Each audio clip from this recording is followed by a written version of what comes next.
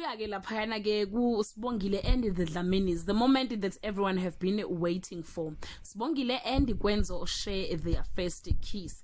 Hello everyone, welcome back to Sunday Live Show. Thank you so much guys for tuning in. I'm here to update you of what's going to happen on Sibongile and the Dlaminis from the 23rd to the 25th of October 2023 on Monday. After Dlaminis lies about Peteni firing Sibongile, Sibongile says goodbye to the helpers and returns to Ikopo, where preparations for Velepi's negotiations are underway. She is tormented by Deliwe and Velepi. Sipho falls for Velepi's lies and goes on wild goose chase while Velepi's lobola is underway. Njengaye isn't happy to find a boy in the house and instruct Peteni to tell Wenzeni that Stephen is no longer allowed to come over on Tuesday.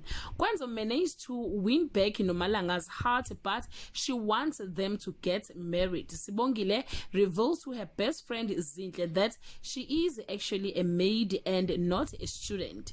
Lobola negotiations take a sudden turn when Sipho, who waited for hours for the music exec, return to Ikopo and find his woman getting married off with his son on Wednesday. Sibongile learns that she wasn't fired and she returns to work but received devastating news.